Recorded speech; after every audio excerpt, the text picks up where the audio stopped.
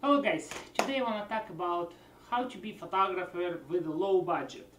You're probably looking at this and like, low budget, what are you talking about? But you need to start somewhere, right? It's pretty much impossible to say like, okay, just because you have really fancy knife, you became really good chef. No. And the person like surgeon can say like, okay, I bought myself a scalpel, now I'm the best surgeon in the world. No, you do not become a best photographer if you have most expensive toys, but they definitely help you with projects what you have, with the stuff what you plan, anything what you want to shoot.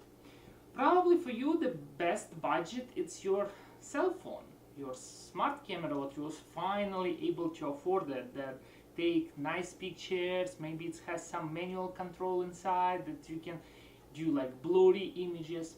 But I think in my life, and probably you can relate to this, you start with you go outside or you're in somebody's house and you see that pretty nice object and you pull up your cell phone and you just find the best position, best angle, probably no one ever take, snap, and you take a picture, apply a couple filters from the Instagram or any other photo editor, post on the internet, and boom, miracle happened. People start liking it, people start saying like, wow, where did you took this picture, who's the photographer? And you say like, oh, I did this, and people start complimenting you. And sometimes it's really bad compliments in a way like, you should be a real photographer. And you start thinking about this, and it's kind of like inception. It's the idea coming to your head and it start progressing and you're thinking, oh, maybe I should become a photographer. Then you go on your Siri, Croana, Google, Galaxy, whatever your digital blow doll is. You just like, what is the salary for the photographer? And you see those numbers, what the photographers made per one photo shoot. And you start thinking, I can quit my day job, I can do the photography. So, but how to find the clients, how to start in it? No one will, if you will go and meet with a client and they would say like, oh, you're taking the pictures, I saw a couple pictures, they're really good, what do you use? You're like, I'm shooting the pictures on my cell phone. I'm pretty much sure on that wedding going to be at least every second person with a cell phone, and pretty much every second of this will be able to take really fancy pictures with their cell phone. Even right now probably everyone has the cell phones with a camera. Anyway, no one will take you seriously. And I don't know if you can take yourself seriously, if you can call yourself professional photographer using just your cell phone. I saw some people did really amazing results. And yes, this is photo camera and that make you a photographer. So, but how good photographer? That's questionable. Toys like this can make your life easier and make you look more respectable. Yes, right now probably some of the fancy photographers, I don't know why you're watching this, but maybe just for laughs and giggles, you came and you see this and they're like, oh, he trying to teach us something. First of all, disclaimer, I'm not trying to teach you anything. Anything what I'm saying is just from my personal experience and it's my personal way to climbing up. So don't take this as a formula. I just hope this might help someone who is just thinking to start doing the photography. At current moment, I'm shooting the weddings, I'm shooting different freelance projects, I'm shooting behind the scenes projects, and documentary and event photography. I probably will put some pictures, you probably see them in the beginning, and they're going to pop up during me talking, and maybe some in the end. So you see that I'm not completely phony person who doesn't have a clue what he's doing. You got to the point, you decide, okay, I want to start to be a professional photographer. First of all, do not quit your job. Please keep your job going as long as it's possible. If you start making enough money with your photography, then quit. Because I know some people decide like, okay, sell a lot of items in the house, get second mortgage just to buy those toys and end up with nothing. I start simply. I got my first DSLR camera with a really normal original kit lens, which is 18 to 55. I was surprised. I was surprised with the stuff what I could do. It wasn't marketable yet, but that gave me the kick where I start looking forward, start to learning, start understanding what is aperture, start understanding what is f-stop, even start understanding what the numbers on the lens means. Let's talk about what you can afford without selling one of your kidney or half of your liver, or trying to marry your own child to the wealthy bastard. So let's see. You really need the camera, DSLR camera. I'm preferring Canon. I'm really Canon person. You can see all mostly Canon projects on this table. But if you're a Nikon person, God loves you too. Canon, that's what I go for. Make sure that's a DSLR camera, unless you really want to work. DSLR is it's a digital camera. If you want to use SLR cameras for the film, you can buy that too, but you need to know all the steps how to develop your film. I know this. I did some film photography. Probably I'll show you some of images what I took. It also help you with a lot of situation, but right now in our modern world, when everything going forward, and it's really good to be able to preview your image before you like keep going, it's really nice to have digital camera, especially on a, you doesn't need to go with this hassle replacing the cassette inside of your camera for every 24 shots. But make sure your DSLR camera has option to shoot raw images. This is necessary.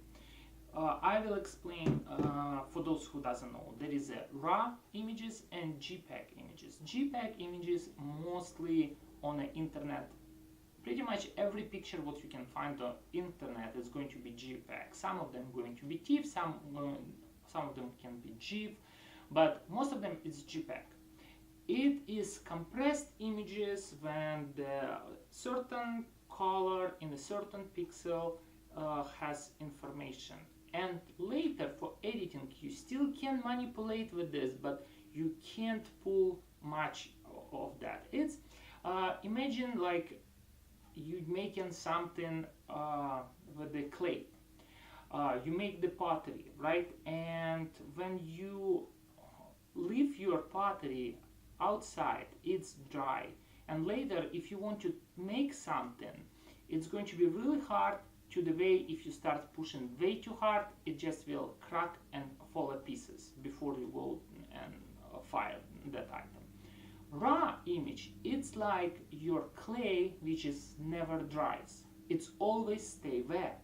It's like you come and you work with this, you make really nice statue. Next day you came, you see like the statue need to have wings. You easy can add the wings. Oh, I probably want to have lower hands but longer legs. You can do this. It's everything really usable and really easy. That's pretty much what raw images does to you. You came later in your computer in the Photoshop or Lightroom, and you sit and you like, oh my goodness, I took this picture and I barely can see the sky. I forgot I did the exposure on the people, not on the sky. What can I do now? But with the raw image, you can just slide your exposure line and bam, the skies pop up. And of course everyone go black, but by using the special tools, you can see that in many videos on YouTube, how exactly edit your images, how to pull up some bad exposure images, or how to lighten up something really dark. With the JPEG, probably you're not going to be able. You will start stretching this and you will see the image will just cracking and falling apart. So make sure your camera, you can buy cheap camera, but make sure it has ability to shoot raw. You will thank yourself later. So more likely your Canon cameras, they always come in a kit You can buy just the body, or you can buy with the kit. Buy with the kit, because this way this lens almost like $50, price of $50 for you. Honestly, I forgot when the last time I used that lens. But if you doesn't have anything else, this will give you the great start. Great start to go shoot some images, put on your Facebook, put in your portfolio, other social networks, so people can see, he can do the better pictures. Even with this lens, you can achieve really nice shallow depth of field. Depth of field, it is like something in focus and background out of the focus, or probably otherwise, something on the front out of the focus and background in the focus. If these artistic choices, that's where you can start learning about the f-stops, you can start learning about your exposures, you can start learning about the apertures, everything. So start with this and start practicing, playing with this. So if you want to do event photography, eventually you will need to have two lenses. So the wide lens and long lens. So what wide lens do? Probably you see those pictures like fish eye, when everything around looks so rounded. But this is extreme, I'm not talking about that. But wide lens, it's pretty much what it does. It expands your horizon. If with the normal camera you can just like, if you make this square, that's what you see. With the wide lenses you can see pretty much more rounded around you. It's better view, especially like if you're taking the pictures of big group or nice buildings and you want to see the sky, if you want to see the roads. But be prepared, image going to be a little bit distorted, image going to be a little bit rounded up, almost like you looking through the glass. But it's give great feeling on the images, and a lot of people prefer quality of images like this. I do this sometimes with the portraits, but really rarely. Mostly this is for events, especially like during the wedding, the dance. It's the best way to shoot whole dance floor with everyone. And this guy is one of the cheapest wide lens what you can find. And again, lenses divide on a prime lenses and adjustable lenses. So prime lenses, it is a 50 millimeter, like this guy. This guy in my hand, it's 50 millimeter lens. This one is wide, sorry if I confuse you. So this one, it's prime lens. It's shooting always in a 50 millimeters, always. And only adjustable thing, it is a focus on it. And normally the wide lenses, the prime lenses, they're really expensive because all the glass was used and everything, and that's for the photographers who knows exactly on what kind of distance from their subject they need to be to shoot their perfect image. With the prime lenses, you walk back and forth. That's used in the cinematography, where cameras using the dolly or camera operator, he's moving. With lenses like this, where you can go all the way from the 55 to the 250, that means you can stay here and you can zoom in on an object what you're trying to take a picture. So with the prime lenses, you the one who need to come closer. And prime lenses normally give you better quality of images, I would say, and in the same time they better with the light.